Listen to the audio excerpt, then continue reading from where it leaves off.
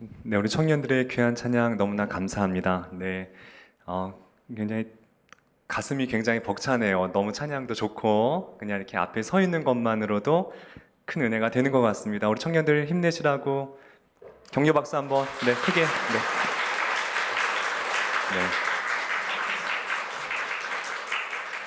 우리 옆에 계신 분들과 함께 인사하겠습니다. 샬롬 샬롬 잘 오셨습니다라고 인사하겠습니다.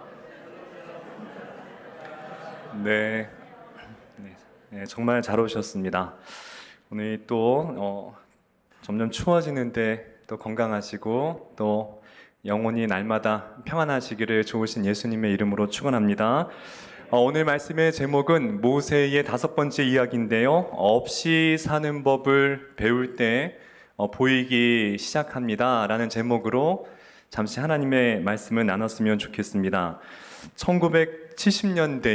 1970년에 미국의 나사에서 세 번째 달 착륙을 목표로 아폴로 13호를 하늘에 쏘아 올렸습니다. 처음에는 잘 상공에 날아가다가 32만 킬로미터에서 그만 산소통 하나가 폭발하게 됩니다. 더 위험했던 것은 옆에 있던 나머지 산소통 하나도 곧 폭발 위험에 곧 놓여있게 되었습니다. 지구에 있던 나사의 본부와 또 미국의 많은 사람들이 굉장히 그 광경을 실황으로 보면서 걱정하고 근심하기 시작했죠. 그리고 나서는 연락이 두절되게 됩니다. 이 사람들은 폭발했겠거니 어디 태평양 한가운데 이젠 떨어졌겠거니 그렇게 생각을 하고 있었습니다. 그런데 반전이 일어납니다. 6일 뒤에 이 우주선이 안전하게 이 지구에 무사 귀환을 하게 됩니다. 전 세계가 놀랐죠. 다 죽었을 거라고 생각을 했는데 그렇게 살아 돌아왔으니 말입니다. 그래서 어떻게 살았는지 이제 물어보기 시작했죠. 그때 얼마나 참 똑똑한 사람들이었겠습니까? 그분들이 이제 이 우주에서 표류하게 될 상황에 놓이게 되었을 때에 원래 규정상에서는 절대 하면 안 되는 건데 모든 우주선의 불을 셧다운 했다고 합니다. 껐다고 합니다. 다 불을 껐대요. 그러자 뭐가 보이느냐? 지구가 보이기 시작했다는 거예요. 지구의 바다가 보이고 지구의 땅이 보이고 우리가 어디에 비상 착륙을 해야 될지 그곳이 보이더라는 거예요. 그 불을 끄게 되자 진짜 내 생명의 빛이 보여지게 되었다라는 것입니다. 이 이야기가 우리에게 시사하는 굉장히 좋은 교훈이 있습니다. 우리 자신에게 너무 많은 빛이 우리를 비추고 있다고 한다면 진짜 봐야 될 생명의 빛을 못 보게 될 수도 있다는 것이에요. 그런데 반면에 나를 향하던 빛이 소멸하게 될 때에 희미해지게 될 때에 그때 정말 우리가 봐야 될 예수님의 빛을 볼 수가 있게 된다는 것이에요. 지금 모세 이야기인데요. 모세가 40년 동안 무엇이었습니까? 애굽의 왕자였어요. 세상의 모든 찬란한 빛을 다 받고 자란 사람이었습니다. 그의 말 한마디면 사막에 길을 내고요. 그의 말 한마디면은 수백 명이 목숨을 불사하고 전쟁에 뛰어나갈 수 있도록 그렇게 많은 이 부하들이 있는 그 당시에 지구상에서 가장 큰 권력 갖고 있던 사람이 모세였어요. 근데 그가 그렇게 자신에게 엄청난 빛을 갖고 있을 때에는 하나님의 빛을 보지 못합니다. 그럼 그가 사람을 죽이게 되고 그로 인해서 한순간에 도망자로 전락되어서 이제 광야에서 40년을 살게 되지요. 나이가 80이 되었습니다. 점점 그 안에 있던 빛들이 점점 소멸되게 돼요. 다시 내가 고향으로 돌아갈 것이라는 희망의 불도 꺼지게 되고요. 나이가 80이었으니까는 이제 건강의 불빛도 점점 꺼지게 되었습니다. 그리고 내가 옛날에 왕자였는데 그 왕자의 자존심의 빛도 점점 꺼지게 됩니다. 그렇게 80이 돼서 그에게 비춰였던 모든 이 빛들이 꺼지게 될 때에 모세의 눈에 어떤 빛이 들어왔습니까? 덤불 속에서 꺼지지 않는 하나님의 빛이 드디어 모세의 눈에 들어오기 시작했다는 것이에요. 굉장히 중요한 의미가 있어요. 우리는 결핍을 굉장히 두려워합니다. 저도 마찬가지고요. 부족함과 결핍은 마치 이거는 복받지 못한 사람들이 누리는 생각이라고, 삶이라고 생각하는데 그것이 아니라는 거예요. 하나님은 분명히 모세를 통해서 부족함과 결핍과 그에게 비춰진 모든 빛들이 소멸하게 될 때에 그때부터 시작이 된다는 거예요. 그때부터 진짜 빛이 보이기 시작하고 진짜 우리가 바라봐야 될 그 길이 보이기 시작한다는 것이죠. 그래서 결핍과 부족함은 어쩌면 우리에게 가장 필요한 이 시대에 하나님의 시간이 될 수 있다라는 것이에요. 고은 시인의 그런 짧은 시가 있는데요. 한번 들어보세요. 잘 아시는 시일 거예요. 노를 젓다가 노를 놓쳐버렸다. 비로소 넓은 물을 돌아다 보았다. 뱃사공이 이제 노를 젓고 이제 연못을 지나가는 것 같아요. 그러다가 그만 노를 놓쳐버리고 이 연못 속에 노를 빠뜨려 버렸습니다. 그러자 이 노만 젓던 이 뱃사공이 고개를 들어서 그제서야 넓은 강물이 눈에 들어오기 시작했다는 거예요. 모세가 똑같았어요. 내가 왕자로 있을 때는 전혀 주위에 보이지가 않았어요. 나만 보이는 거죠. 그냥 나의 유익만, 나의 권력만, 내 것만. 근데 그 모든 것들을 상실하게 되자 드디어 넓은 하나님의 세계가 눈에 들어오기 시작했다는 거예요. 하나님이 우리에게 결핍을 왜 허락하실까요? 왜 광야로 우리 인생길을 보내실까요? 광야에서 우리에게 원하시는 것이 한 가지가 있어요. 그것이 뭐냐? 없이 사는 법을 배우라고 때로는 어떤 한정적인 시간 속에 우리를 그 광야 가운데 내버려 두실 때가 있다라는 것이에요. 이스라엘 백성들이 몇 년을 광야 생활을 했나요? 40년을 했죠. 40년을. 이스라엘 가보신 분 알겠지만 이스라엘 땅 넓지 않습니다. 이스라엘 가데스 바냐에서 이집트에서 가나안까지는 걸어서 짧으면 일주일, 좀 길어도 2주면은 갈 수 있는 거리잖아요. 거길 40년을 돌게 했어요. 그 결핍의 땅, 부족함의 땅을 하나님께서 계속 걷게 하셨습니다. 분명한 이유가 있을 거란 말이에요. 마찬가지로 저희들의 광야길을 걸어갈 때 하나님께서 우리에게 그냥 불편함을 주시기 위해서 그냥 없이 살라고 그냥 막연한 이유로 그 시간을 걷게 하진 않으실 것 같아요. 뭔가 우리에게 그 광야의 시간이 필요하다고 하나님이 판단하셨기 때문에 그러지 않았을까요? 450년간 이집트의 노예로 있었어요. 근데 그 노예로 있는 데에 뼛속까지 이스라엘 백성들은 노예 근성이 있었어요. 그들이 비록 애굽에서 출애굽을 했지만은 여전히 그들의 마음은 애굽에 있었고 조금만 뭐가 힘들면 다시 돌아가려고 했고 이런 마음들이 굉장히 많이 있었어요. 그래서 어떤 신학자가 아주 참 중요한 얘기를 했는데요. 들어보세요. 이스라엘 백성이 이집트를 빠져나오는 데에 하루가 필요했지만 이스라엘 백성의 마음에서 이집트를 빼내는 데에는 40년의 시간이 필요했다. 이해가 되십니까? 또 모르신다는 표정이세요. 하루에 나오긴 나왔는데 육체적으로 나온 건 하루의 시간만이 필요했지만은 정작 그들의 마음속에 있는 이집트를 빼내기 위해서는 40년의 시간이 필요했다는 거예요. 그만큼 그들의 마음속에는 여전히 옛것, 여전히 노예 근성, 몸만 하면은 다시 돌아가야 되겠다. 하나님의 사람으로 내면에 훈련이 되어 있지 않았기 때문에 하나님께서는 그 훈련을 시키시려고 40년 동안 빙글빙글 돌게 하셨다는 것이에요. 반면에 모세도 마찬가지입니다. 모세에게는 반대의 입장이겠죠. 그 왕자의 그 생각들, 왕자의 자존심들, 그 말만 하면은 세상의 모든 것들이 이루어지는 그것들을 하나님께서 지우게 하시려고 광야 생활을 모세에게 먼저 시작하게 했더라는 것이에요. 이 세상에서 우리에게 당연하게 주어진 것은 없다는 것을 모세에게 깨닫게 하십니다. 당연한 건 없어요. 지금까지 모세는 모든 게 당연했거든요. 나는 왕자인데, 당연히 누려야 되는 것인데, 하나님이 그게 아니라는 거예요. 너가 지금까지 40년 동안 누려왔던 모든 것들은 다 누군가의 눈물과 헌신과 노력과 피와 땀이었다는 것을 모세에게 40년 동안 알려주기 시작합니다. 여러분들 지금 작고하신 최인호 작가분 계세요. 이 고래사냥 이 글도 쓰셨죠. 유명하신 작가분이죠. 이분이 마지막 유고작이 눈물이라는 책인데요. 거기에 참 제가 마음에 울리는 그런 글이 있었어요. 한번 들어보세요.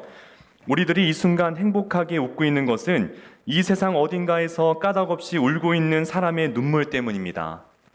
그러므로 우리는 이 세상 어딘가에서 울부짖고 있는 사람과 줄이고 목마른 사람과 아픈 사람과 가난한 사람들의 고통을 잊어서는 안 됩니다. 우리가 이 자리에 편하게 있는 것이 무엇 때문이라고요? 당연한 게 아니라는 거예요. 누군가의 눈물과 땀과 헌신 때문에 저는 이 자리에 설 수 있는 것이고요. 우리 성도님들은 이 자리에서 말씀을 들을 수가 있다는 것이에요. 세상에 우리에게 당연하게 주어진 것은 아무것도 없다라는 것입니다. 하나님이 그것을 모세에게 깨닫게 하신 것이었어요. 모세가 40년 동안 깨달은 게 뭔지 아십니까? 내가 직접 땀을 흘려야 밥 한 공기를 먹을 수 있다는 것을 깨닫게 돼요. 그리고 그늘에서 내가 이 태양빛을 피해서 쉴 수 있다는 것, 이것에 대해 감사를 느끼게 되고요. 또 이스라엘은 비가 안 오면은 물을 공급받을 수가 없습니다. 비가 내릴 때에는 너무나 하나님께 감사했겠죠. 자기는 말만 하면 얼음물도 마실 수 있고 아이스크림도 먹을 수 있었을 것이고 에어컨과 같은 정말 시원한 궁에서 편하게 지낼 터인데 이제는 그 한 모금의 물이 나무 아래에 있는 그 조그만한 그 그늘이 이 모세에게는 그렇게 은총 중에 은총이 아닐 수가 없게 되었다라는 것입니다.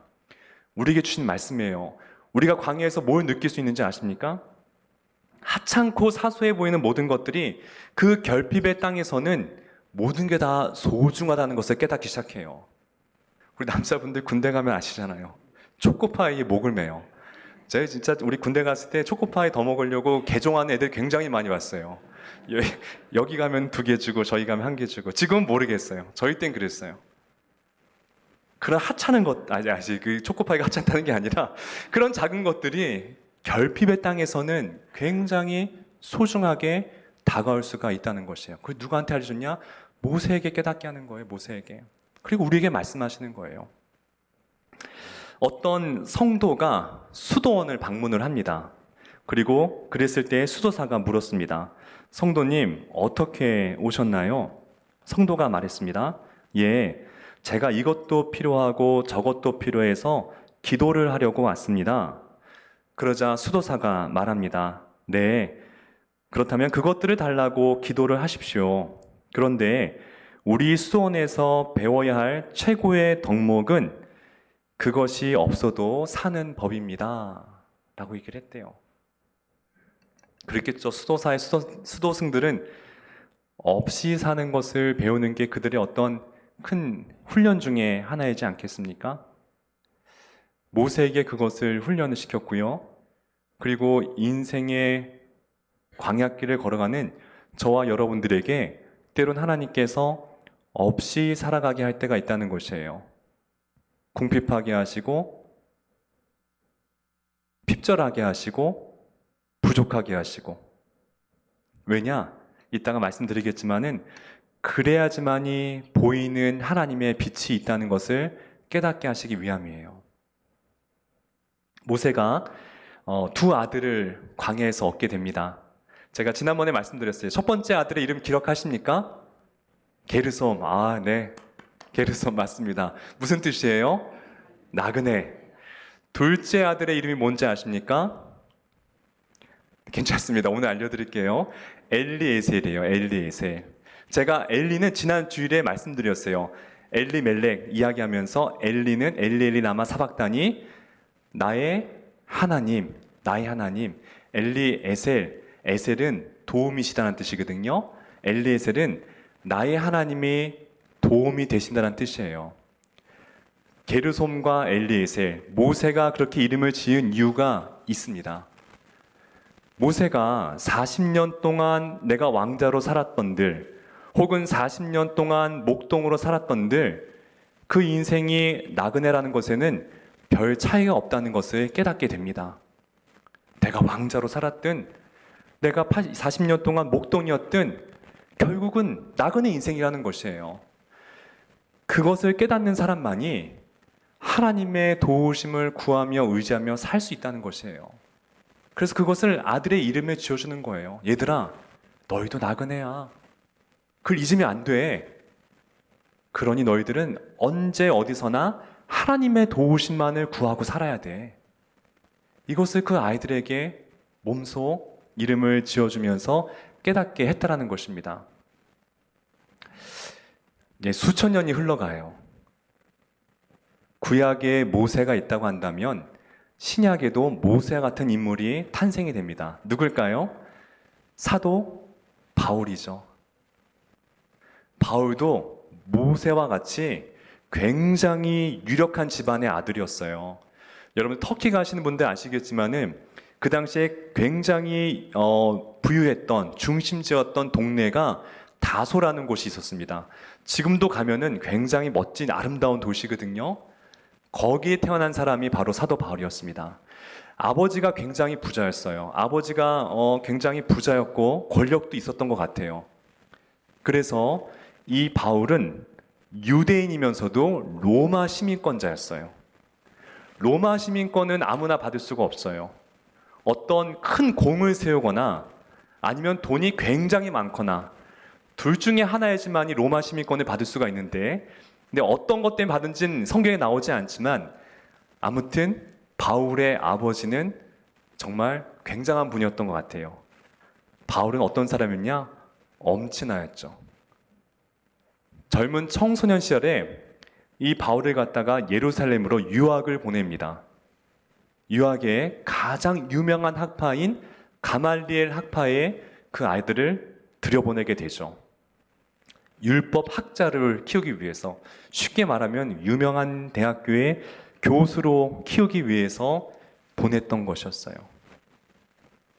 구약의 모세와 똑같았습니다. 바울은 신약의 거의 모세와 똑같은 인물이에요. 그런 그가 하나님을 깊이 만나게 됩니다. 하나님 만나서 그가 어떻게 되냐? 광야로 내몰려요. 내가 지금까지 믿어왔던 이 유대교, 이것이 맞다라고 그렇게 믿고 살아왔는데 한순간 그 믿었던 세계가 와르르 무너지기 시작합니다. 굉장히 정체성의 혼란이 오게 돼요. 성경에 여러분들 정말 짧게 나오지만은 그가 예수님 만난 다음에 바로 복음을 전한 것이 아니에요. 갈라디아서에 보게 되면 그가 아라비아 광야로 내려가게 됩니다. 거기서 3년 동안 하나님과 함께 광야 생활을 해요. 3년 동안 무엇을 했을까요? 똑같아요.